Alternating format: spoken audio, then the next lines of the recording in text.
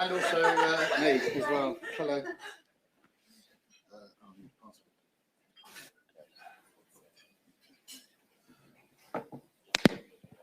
Right, while we're waiting to get a password for here so we can access it, there is actually a poll on the Hopping app, which I'm sure you're all on. And on that poll, we're just asking you a few questions about your view on differentiated pricing and potential price ceiling with relation to various use cases for SMS. So please go on there. Please fill it out, share your views, and we will share the results with you at a later date, but not much later. Brilliant. Thank you very much. So here. Oh, yeah. Might be an idea. So we're here to have a first. I'm just going to do some slides looking at the possibility and the exploration of having differentiated pricing within A2P SMS. Is it possible? Is it something that people should entertain right now? So I'm going to give a few slides with you, and then I'm going to have a discussion with Joanna. I want to make it as interactive as possible. I know from some of the research that we've been doing into it at various events and meetings over the last month or so that people are quite passionate about this. Some people have very positive views about it. Some people have very negative views. In fact, where we are right now is that 84% of people that we've spoken to are against it. And just 16% of people would be in favour and would consider offering differentiated pricing as part of their model.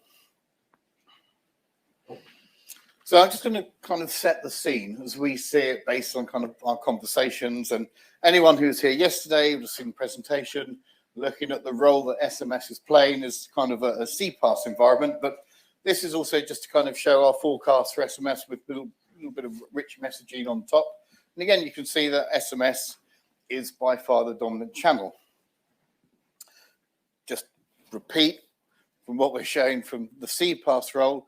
Again, this is basically what we're seeing with in CPaaS. And again, the blue at the bottom is the foundation for CPaaS. And again, that's the role that SMS is playing right now. So it's really, it's got a really strong role as part of the CPaaS mix, as part of a way that a brand and business are now starting to kind of engage and communicate with their customers. And there's something that James mentioned in the last session as well, that on average, based on revenues for 2021, SMS accounted for 1.77% of the total MNOs revenue. That's on average. So again, there's a few examples there from various groups. So, you've got at the top there, Vodafone, that's 2.5%. You've got Orange, just over 2%, etc. So again, this kind of shows where maybe an MNO right now, their thoughts are when it comes to SMS. And obviously, if we're immersed in the industry, as a lot of people are, it's an area that we're very passionate about. Not publicly and not in front of our friends, but in front of our industry peers here, yes, we're all very passionate. But this really kind of is really telling story, because this is where we're at. This is the role that SMS is playing from the mindset of an operator, behind IoT, behind 5G, roaming, etc. Things that obviously have much greater priority, but that doesn't mean it won't change. And again, something else that we've looked at, we estimate that about 5% roughly of businesses, global registered businesses, are using A2P SMS today. And this just really kind of shows you what the revenues would be just if we start selling into more businesses. So as you can see, you've got revenues where are we? What year are we? Just on consistent about 2020. So revenues is about 20, I think it's about 23 billion or so for 2020 or 2021. But again, if that's at 5%. So if we increase it to 30% of businesses, revenues for SMS would be about 100 billion. And so on and so forth. This isn't to say that every business in the world is going to use SMS. Of course they're not. But it's just going to show that, in actual fact, we're only touching a small percent of what could be achieved. So in terms of the potential for SMS, it's astronomical. And this is something that we've talked about in a couple of years gone by. But it really shows that other industries are deriving so much value from mobile phones.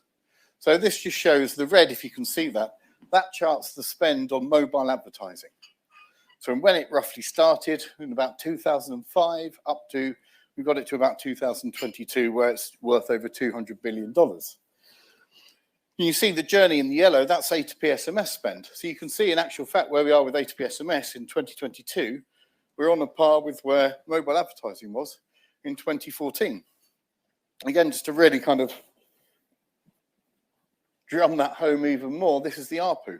This is basically ARPU on smartphone users for mobile advertising. It's $46 per year. And SMS is about $3.50. That's for 2020. So that's where we are. So, it just shows that in actual fact, I guess the point I'm trying to make here is, are we undervaluing SMS? And again, things aren't always the same. You've got two Audis. You've got the A5, $55,000, and you've got the RS5, $101,000. Something a bit more practical, stamps. You've got first class, second class. We do so many different examples where you pay different prices for different types of services. And everything that we've been talking about with RCS over the last 5 years has been about differentiated pricing for rich cards, videos, carousels, geo. These are things that we've been entertaining as an industry for quite a long time.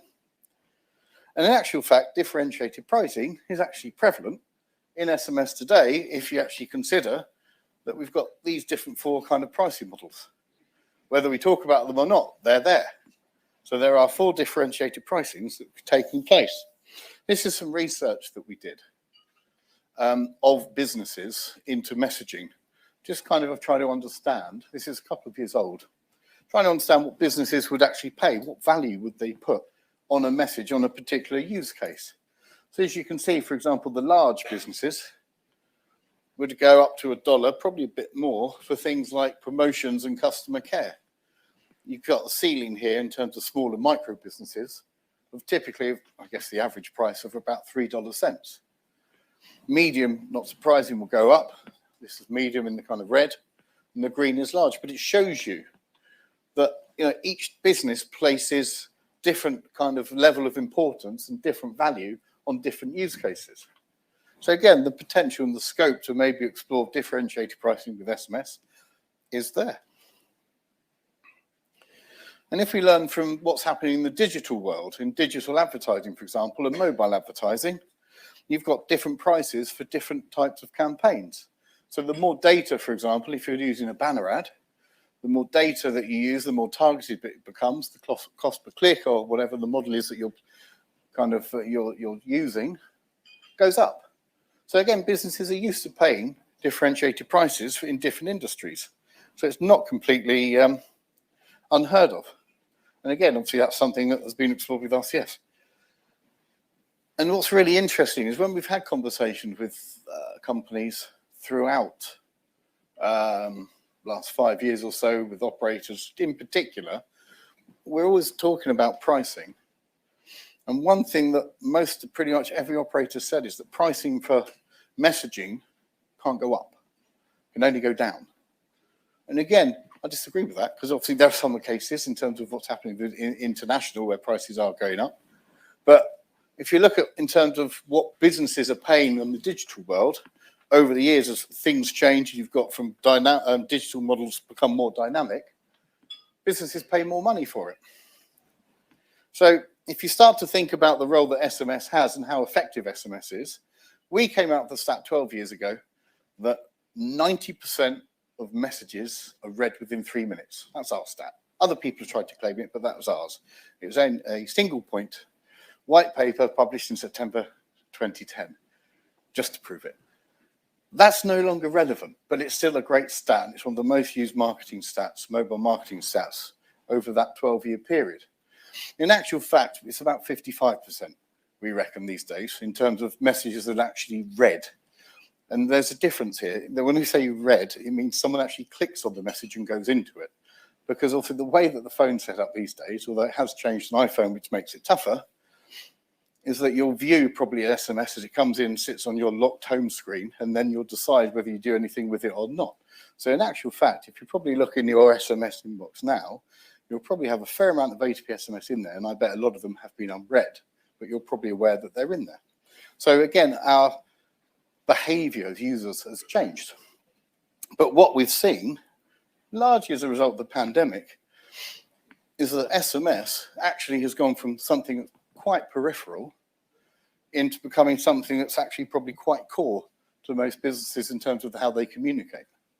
And maybe they're starting to change and actually think, okay, maybe isn't really sexy, and it isn't, let's be honest, but it's effective. And as effectiveness goes, there is no other channel that can kind of compete with it, or messaging in general. So one thing we've just done before we start the discussion is we've just looked at, we've taken an average operator from a region, which I won't tell you, and this is the average operator traffic split out by use case for our pretend operator. And then we've applied the revenues based on a standard rate, $3 cents. So they make a rate, it's about $27 million on average. And then what we've done is use differentiated pricing based on some of the figures that we've been given during the course of the research, and just applied that to various use cases. And again, you know, this can change, this is open for debate, but this is just kind of what we've done, just to give you an example. And by doing differentiated pricing, you can see that our imaginary operator, shall we say, would have received a revenue uplift of 124%. So it's worth exploring, and that's what we're going to do now. So I'm going to have a chat with Joanna. We are going to throw it open to the floor. We want to try and keep it as interactive as possible. Throw your hands up if you've got comments. Please get involved. And that's it. So Joanna. Hi. What are your views on differentiated pricing in SMS? I think everyone knows my views so far because I've been quite vocal about differentiated pricing for a while, and speaking quite often about this in the industry and also to our customers, potential customers.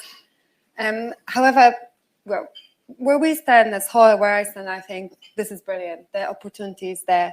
The SMS pricing model is outdated, and I strongly believe that bringing more elasticity and flexibility to SMS pricing can help us convert the messages that are not at the moment sent on SMS.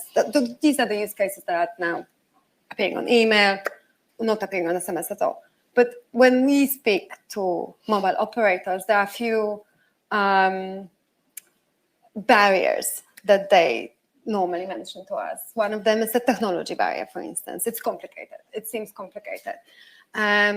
Second is, of course, any potential fear of cannibalization of their existing revenues. Because differentiation of pricing, well, we spoke about international and domestic. We know if the network's not protected, there's no enforcement, that creates arbitrage, which, of course, it might be a problem for operators. I think that the third area is that they simply don't know what to do with it, don't have an idea on how to start it. And yeah, I think this shows that this doesn't have to be complicated. If they could switch it on overnight, would they do it? Would they do it? I think some would, because for some operators, they sort of hit the cap of what can they achieve in terms of revenues in the existing climate and with the existing traffic. Let's take an example of an operator that has, a reasonably protected network, has locked down the bypass, is monetizing domestic traffic, international traffic. They have increased the international traffic so high that they're actually experiencing traffic decay. There are some use cases that are dropping and the traffic is going down or stagnating, it's not growing. So I think these operators are more keen to explore, okay, they're coming to us and asking, what else can we do? What else can we do to increase our A2P revenues? And we believe differentiating of pricing, creating more elasticity is the way to go. Taking away from operators, throwing it to the other end of the spectrum, looking at the enterprise. Yeah. How do you think they would react to this? And the reason I ask is that typically an enterprise is comparing the price of an email with an SMS. And that's kind of, so in their eyes, an SMS is always viewed as kind of a premium channel in that respect. But then if you start actually taking away maybe from the price, looking at effectiveness, then maybe look at kind of the value of what's being delivered. Maybe, that's how you need to do, kind of present that to an enterprise. I think a lot of enterprises are still not aware of the potential that SMS can bring to them. I mean, quoting your stats, at least, we see that the adoption of even the simple channel of messaging within the traditional marketing is not that high. We all know the value of messaging, but come on, we've been doing it for 20, 15, 10 years. So we know that. But in the eye of an enterprise, it's not that obvious. And perhaps the traditional marketing sector is so, the email is so embedded in their offerings that it just becomes a norm and a standard. I think, some large enterprises obviously adopted messaging quite well, with their large spends and large volumes. But I think the growth, how I see it, should come from that small and medium enterprise sector, which we need to bring the message to as well. Because I think for them, when they look at the traditional marketing campaign models, they're used to rate cuts. It's what you've been showing, yeah? They're used to price variety. So if they are not coming from this traditional messaging mindset, they might be perfectly open to it, I'd say. Do you think that they would struggle with it though? I'm just playing devil's advocate with you, because if you look at the major buyers of messaging, yes, they are obviously getting the bulk rate, whereas the small retailers, they're paying a premium. So it's kind of reverse pricing model, isn't it, based on the size of a business? So it's going to be quite a tough sell potentially, but again, you then got to start thinking about what's the value to them, and in actual fact, if they are starting to be charged different rates. Yeah, I see your point. I think these days, how we see it in many markets, SMS pricing is still driven by, let's say, volume. Yeah, and especially for the large SMS senders, volume, it's a problem. Volume times the rate creates a big spend.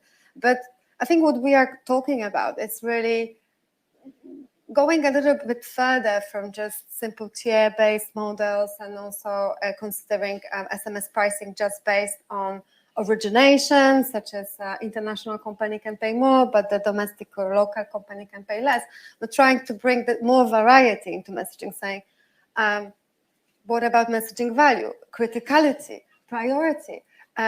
What about the value that a customer targeted campaign has for a brand? And I think that, I think large enterprises, large senders, OTT specifically, they might have different needs for messaging, but those small and medium enterprises will have a larger variety of use cases.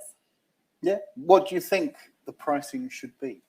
That's a question I've been asking for about 24 months now. Around different forums, nobody ever wants to answer, but you said once to me when I asked you, and I really like to answer, whatever the brand is willing to pay. And since then I've been quoting. That's me just throwing it back to you. That's dodgy bit. I think, I think what we see is that at the moment, different markets are priced differently, which for us, from messaging point of view, it makes sense. Why Pakistan has certain rate and Lebanon has different rate, but Austria has different rate. But for enterprise, I don't think it's that clear why an SMS should be priced differently across different markets.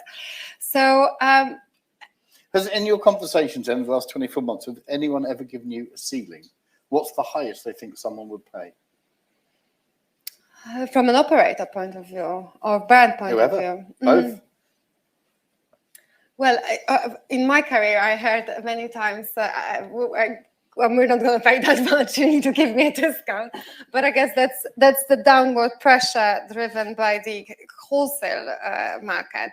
Yeah, because in the wholesale market, you have the competition and everybody wants to decrease the pricing. And actually, operators never talk to brands directly, neither do we actually. So when we go to operators, we tell them, you need to engage with in the dialogue with your main traffic originators. And I think I don't have an answer to your question. I don't really know what the ceiling is, but I see for 2FA, for OTP use cases, we see there are some really hefty price points in the industry across many markets, 10 cents US dollar and above, and the traffic is not eroding, it's growing.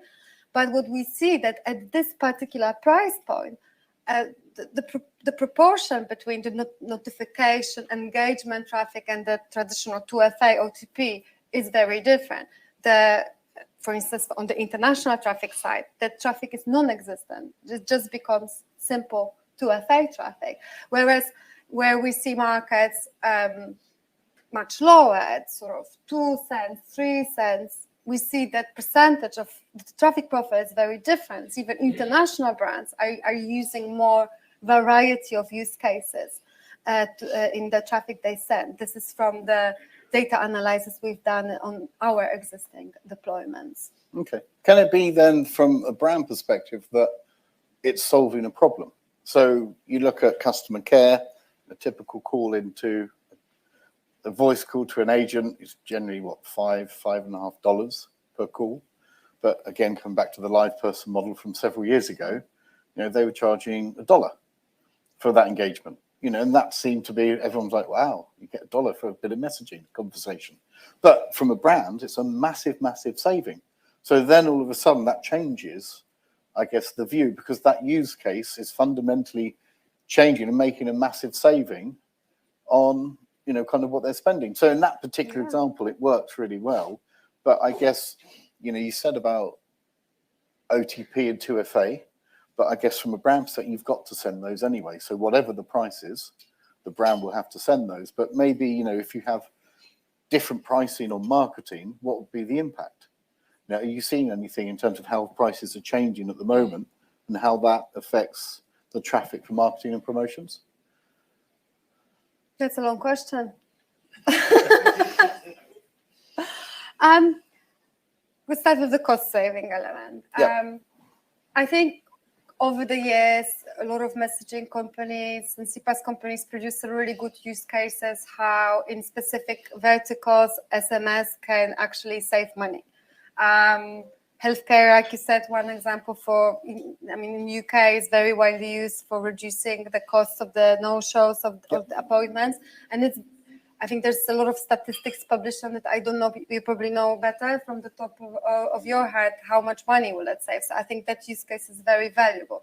But going further to your really long question on the OTT, I would say when I look at the big social media players, obviously they have a certain ARPU per user. Then the cost of verification is a fraction of that ARPU in some markets. So I understand that in order to acquire that user, they are willing to pay the verification cost now through SMS or another channel because it's worth it. Now, for marketing, re-engagement, and notifications, there are a lot of options that an enterprise can use. So there's an email, there is, when we take a brand such as Amazon, for instance, you can use email notifications, Alexa notifications. So I think the value needs to be shown on how SMS can be effective in such a use case, so that will then reveal how much is it worth for the brand itself, I believe. Yeah. Does it answer your very long question? Mostly. I might have forgotten something. I've forgotten it anyway.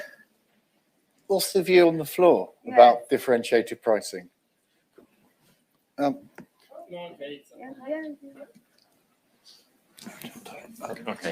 thank you very much. I'm Mauro from Calera. One question, Nick, you were showing the number in terms of mobile advertising exploding in 2014. Yep. What's happened in those years is that the business model changed, the pricing model changed a lot, moving from pay-per-view to pay-per-click to pay-per-lead and so on. This is a question maybe for you, Joanna. Do you feel that our industry is ready to change, not only categorizing the messaging based on security and so on, but changing really in kind of outcome-based pricing? Because that would be a transformational change. I think we're not there yet, because especially on the MNO side, like I said before, most mobile operators lack technology to even build tier-based pricings, for instance. It might be an issue. But we spoke about journeys a lot during those 2 days. Not everything has to happen overnight, and not that flexibility and elasticity will not happen overnight. But I believe if we do not adopt elastic pricing models in messaging as an industry, can happen, and what we could be facing is the stagnation of growth of messaging, which obviously is concerning in my point of view. But by no means we are there yet as a whole industry, especially I would say on the mobile operator side. I think we would.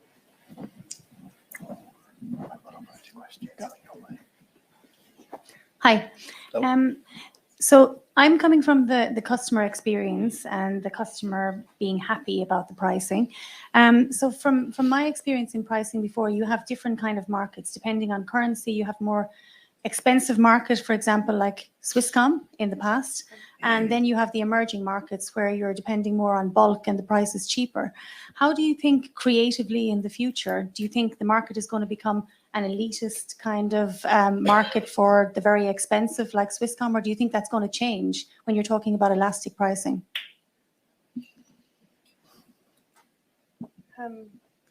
I'm just trying to understand the question.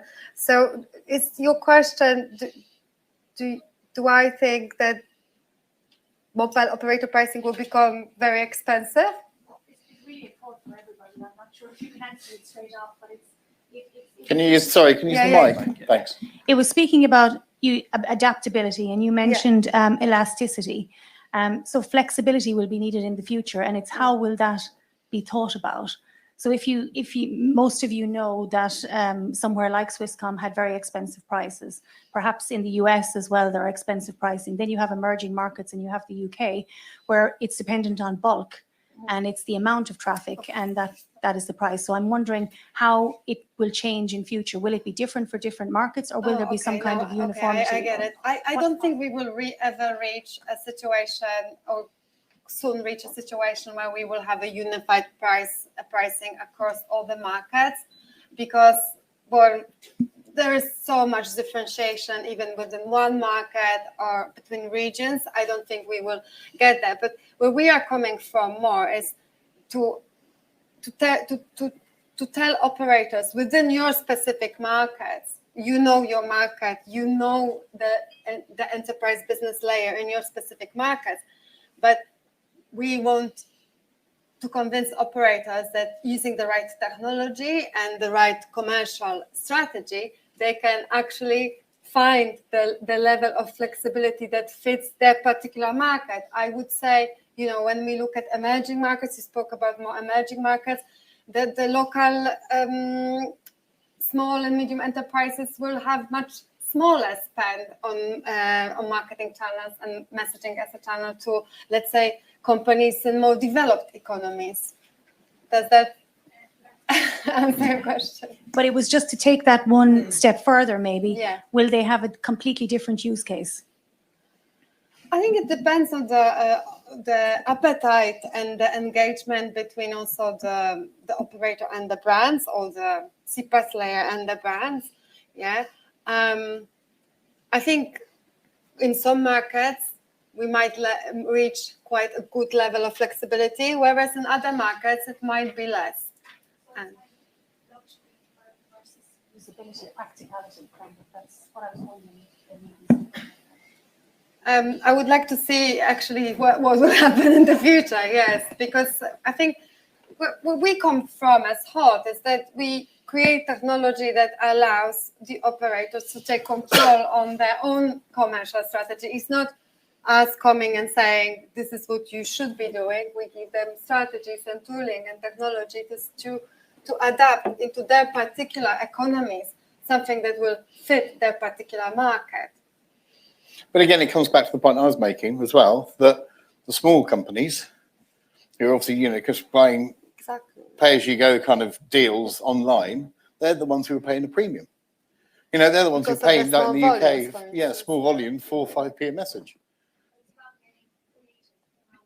Absolutely, yeah. But there's no reason why that can't happen, because in other industries, there's a lot of creativity around pricing models, and it works. Businesses get it. That's not to say, I guess the whole point of this is to kind of understand where the industry believes this can work, and then push it out to the enterprise and the customers and get their kind of sale on it.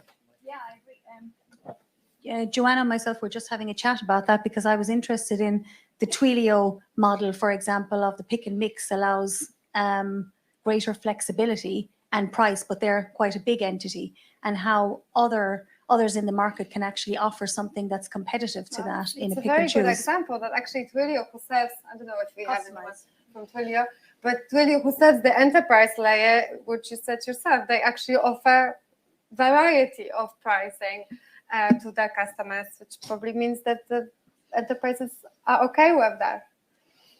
Okay. Yeah, hi, Martin from Telefonica Germany. So I would like to share my experience with differentiated pricing, and would be interested in your view on that. So within Telefonica Germany, we introduced differentiated pricing 4 years ago, and it went nowhere. The reason why it went nowhere is it is simply not enough in a market, in a national market, if one operator does it. And even so, there's willingness from other operators to do a similar thing. We cannot align on the pricing. We cannot even align on the parameters of why a message is discounted and why a message is an economy message versus a premium message. Can you give us some insight into kind of what the pricing differentiation was? We were willing, I mean, we discontinued it, but we were willing to give out up to 50% rebate on the price for things like a fixed sender ID or sending within a dedicated time window, things like that, or regex, applying of a regex filter towards. So we try to differentiate in these kinds of, DCB is laughing because they had to implement it. Yeah. So is it your fault? No, basically, we had, but as I said, they had to build all the stuff for us, and it went nowhere. So because of the disalignment in a national market, it went nowhere. So so do you think if the other operators were on board, it might have gone somewhere? But I guess what's the feedback that you got then when you're trying to sell it into the problem into the is market? you cannot align in a market between the operators on a pricing. You cannot start to discuss pricing. It's simply not allowed. So how should we overcome the challenge? Good point.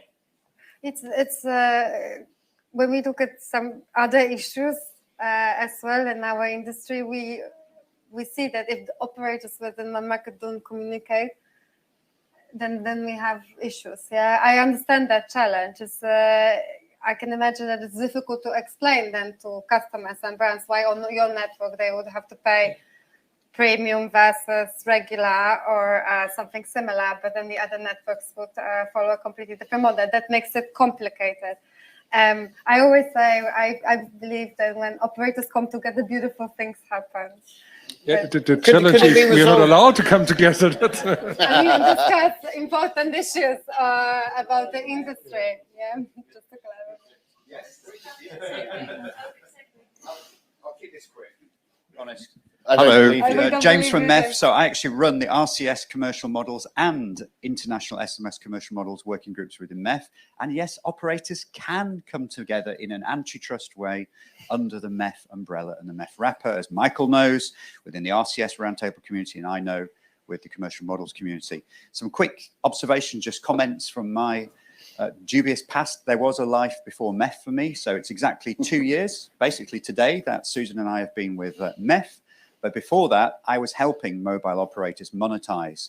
And the first operator I touched, I walked into the situation. They were actually, again, I'm taking my MEF hat off now. This is James speaking. So their pricing, let's say, they were charging for A2P one of the least in the market out of the 4. They were the second cheapest. And I came in and I said, straight away, what you need to do is you need to increase your price by half a euro cent. Simple. So that takes you up, not the highest, but it pops you straight into the middle. Simple as that. And with all your millions of transactions a month, you'll get tens of thousands, actually calculated about 100,000 euros, just like that, straight away. Put the 30-day price change in. Thank you very much. And they said, we can't do that.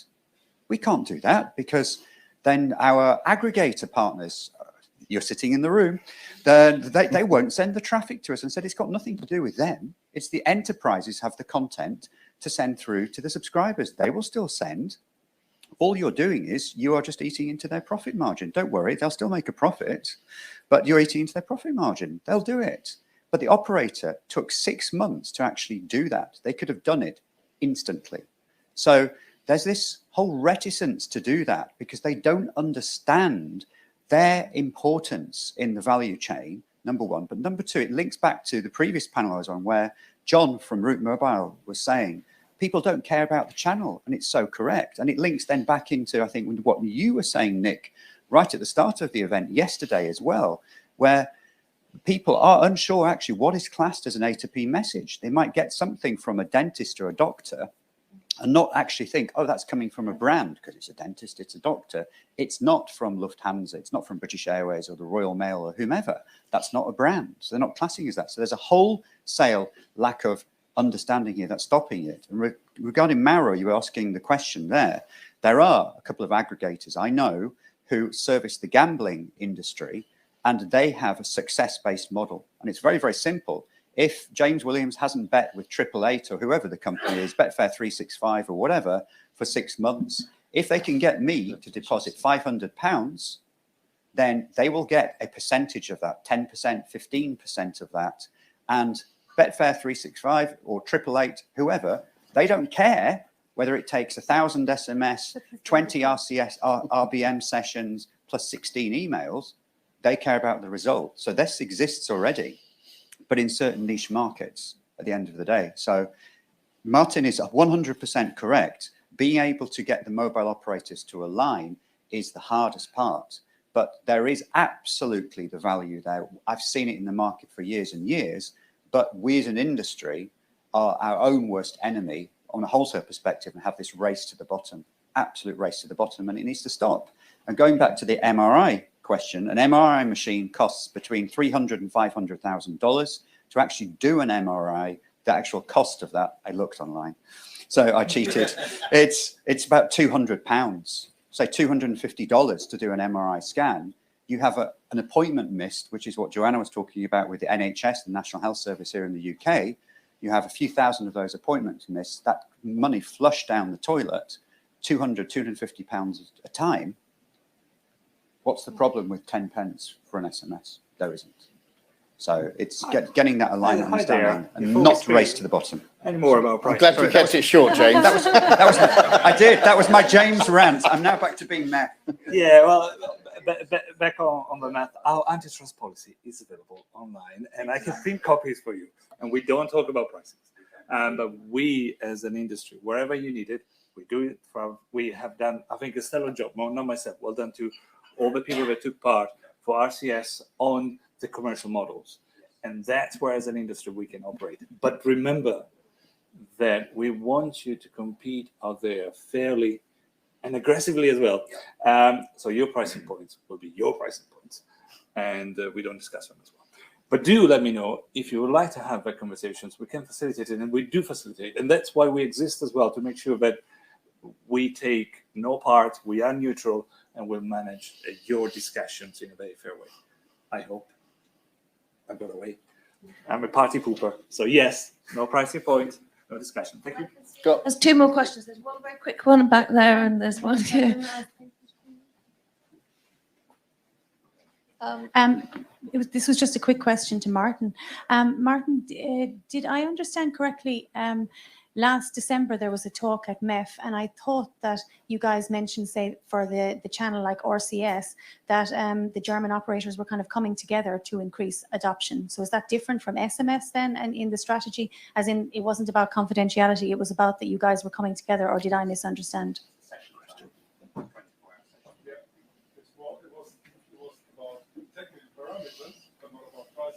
Okay. Challenge. Okay. Okay, thanks. Hi, Kevin from Vonage. This is a great topic, great comment so far. One question to both of you. If we look to differentiate on pricing on... Is this to Martin and James? Or? No. You know I'm looking at you, Nick. If we look to differentiate on pricing on the existing models, do we think that we might be potentially acting as almost doing some work that could, I don't know, replace or slow down the RCS adoption process or even the omnichannel adoption processes, because the differentiation, I think we know that pricing differentiation is more likely to be around the marketing and the generation of revenues for the enterprises rather than the transactional side of things. And that, therefore, is where RCS adds value. That's where, you know, richer conversational commerce adds value. So that's a complex process. I think we all feel the pain and see the opportunity in there. My point is, if we go too deep into this, do we think we might just be delaying the arriving at the promised land when it comes to or is it conversational adding commerce? value to RCS? It could be. It could also be a bridge to that area as well. So it's another way of looking at it. But what are your thoughts on that? I think it would be a great bridge, actually. Well, probably Nick can answer more about the adoption of RCS, and I don't think in a lot of markets operators don't really have that much time to wait. Yeah, and the RCS in some markets, you know, we operate very globally, and in some markets we work with RCS still is quite far away for the operators. So yes, they could probably wait another few years, maybe. However, it can bridge nicely to when they are ready for this more rich messaging and more complex pricing models. Like I said, it doesn't have to be full-blown flexibility overnight. What do you think, Nick? I think, well, okay, if you look at MMS, there's growth in MMS. It's kind of, you know, it's one of the worst services ever in terms of how it's launched. It was shocking. But if you look at certain markets, I think I touched on this yesterday, you know, there is a need for a richer messaging service already. You know, so in the US, you're starting to see really strong growth in MMS, little pockets of kind of activity in other markets. So there's a need there for something that's better or richer, I should say, than SMS. But if you look at the use cases between rich and SMS, they're different at the moment. You know, if you look at how WhatsApp have done it, what Apple are doing, you know, they've gone for the customer care model. You know, and rightly so, given that the customer care is worth however many hundreds of billions it is. And that's all inbound. And obviously WhatsApp have changed it, so they're now going outbound as well once you've got your opt-ins for that. But again, it's still largely basic chat is what they're offering, basic chat. So for the time being, I don't think it has much impact because the migration from SMS traffic onto rich messaging isn't really happening yet. You know, there's tiny, you know, kind of minuscule percentages that have maybe moved over, but I mean, based on what Martin's saying there, it'd be logical to conclude that slow adoption could occur if we did try to do this as well because of the complexity. So potentially, that's just a, you know, something that occurs. But I think the flip side really is, you know, kind of looking at what is the value of SMS, you know, and messaging in general, you know, and I think, you know, what WhatsApp have done, I think they're massively undervaluing what the power of that communication is between a brand and a consumer. You know, you've got them there, you're having a chat with them. You know, in theory, if you actually went into a brand and said, right, I'll put a consumer in front of you and you can chat to them for a minute, what's that worth? They're not going to say 1 cent, are they? Or whatever it is that cost for a conversation is. They would give you a decent figure to put that person in front of you. So, you know, whatever's happening with pricing, you know, I think we're massively undervaluing what it is that what the industry is offering, regardless of whether it's SMS, rich messaging. Just two other very quick comments. One, the big enterprises, or sorry, the transactional traffic does not have to stay on A2P SMS. I think we've got exhibitors here that are showing flash calls. There's so many different ways to authenticate now, and the investment in that space is a massive threat to the huge revenues that we set on today.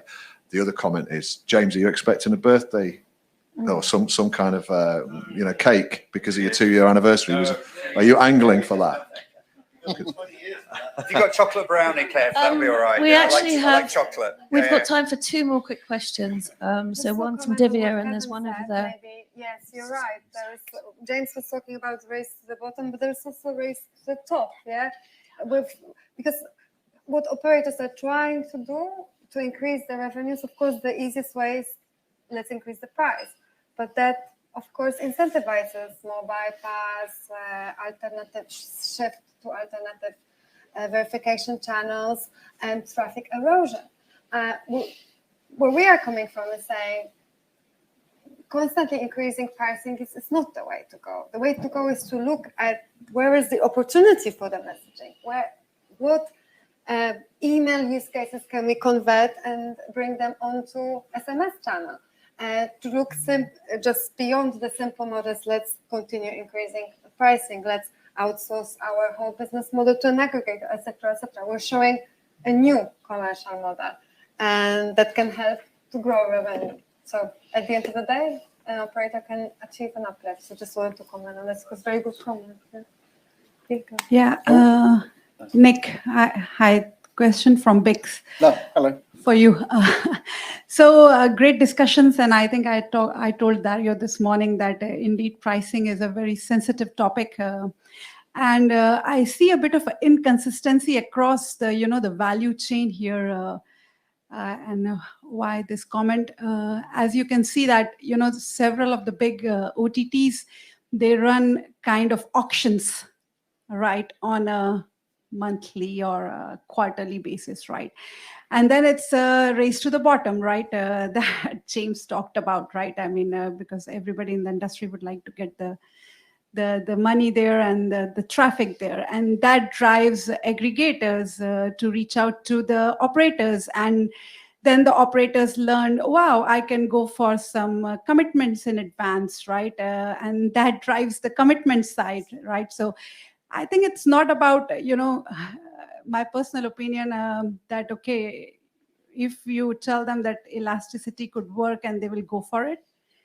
But is there a need of a bit of a consistency in the strategy to keep this industry alive?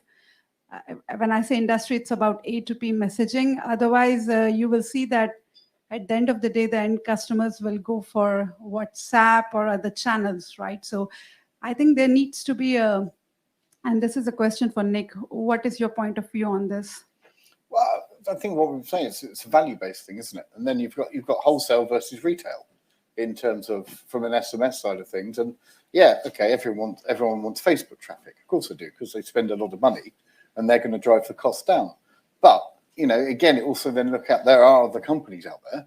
And if you start to sell into other companies and attract new businesses, let's call it cliched long tail, then all of a sudden, you can then start to look at what these different prices are. But, we can't just focus on 20 massive companies for the sake that, they're just trying to drive the price down to, with each monthly auction, they want a lower rate.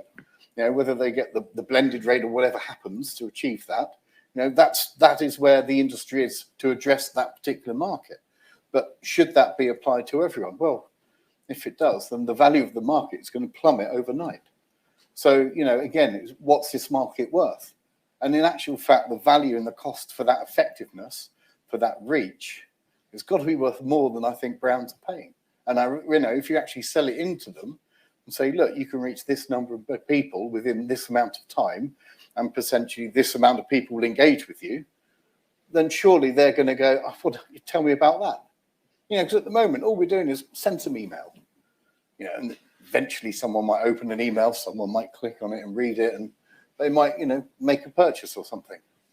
But how many emails are they sending? The email market's been totally devalued.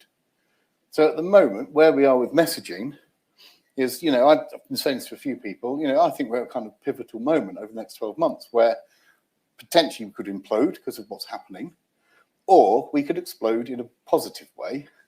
Maybe explode wasn't the best word, but have some massive growth, because more and more businesses are sending more messages and more businesses are interested in using messaging.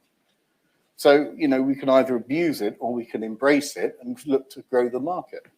So I think the race to the bottom, fine, that's for that part of the market. Absolutely, do that. Go and do whatever you want. But in actual fact, if you look at where the value is, we should be looking elsewhere, and we should be looking to the future. Kind of not underselling the product that is actually highly valuable to probably every enterprise in the world. We've got one more quick question, but before, please, everyone, continue your conversations with Nick and Joanna over lunch, okay?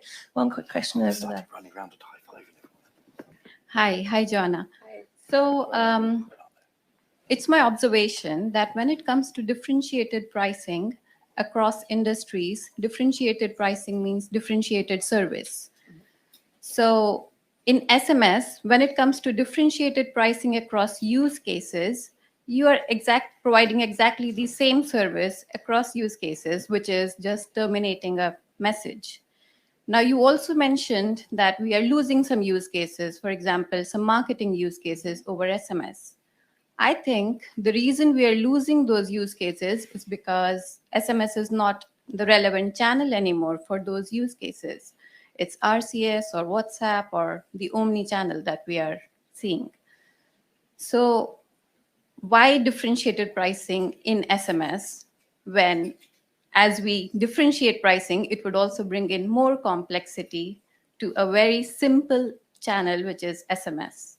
A loaded question, few things to unpack there. First of all, what based on, as saying, not entirely the case that the marketing conversations are happening on the omni-channel and the rich channels. I think they will over time. A lot of them happening on email right now. When it comes to pricing diversity versus quality of service, there is a retail perspective and there is a wholesale perspective to it. Yeah, so in the retail perspective, we looked at value that the message means to a brand. Therefore, the brand is willing to pay a premium rate, similar to what we've seen WhatsApp is doing, for instance, when they said their conversation, the marketing conversation is charged premium versus the user opted in conversation. But yes, there could be also variety in pricing based on QoS, quality of service. Let's say priority of the messages, if the operator would be willing to offer so, it's also possible. Now about the complexity, yes, it definitely would make it more complex for the aggregation layer to charge it and bill it and send it. But we believe what we're looking at is how to help operators increase their engagement with brands and their revenue from messaging. Yeah, And not sure if maybe Nick can... just to throw my 2 pennies in, I mean, where we are, we're in an SMS world right now. You know, RCS, WhatsApp, etc. That's the future, and it will happen, and it will be huge. But we're not there yet. You know, if you look at the spend, 96.5% of all spend on messaging is SMS. You know, 3% of then is on WhatsApp chat, and 0.5% is rich. So that's where we are. 0.5% is rich right now. So, you know, looking at, you know, kind of exploiting where today's opportunity is actually SMS. Now, it's not to say you can't, in conjunction with that, build out, you know, successful models with RCS and WhatsApp. But, you know, if you look at WhatsApp, it's only really big in Brazil and India. Outside of that, you've got very slow, steady growth. You know, you've got pockets of activity with RCS as well. You know, again, it's not to say that in 10 years' time, we'd just be talking about RCS and WhatsApp. You know, maybe something else would have emerged and we're just saying, well, you know, thanks SMS, it's time for you to say goodbye. But where we are right now, you know, this is SMS as well. So, you know, I don't know, I've gone into a cul-de-sac. It's time for the next lot. Yeah, Cool, right, thank you. Well done.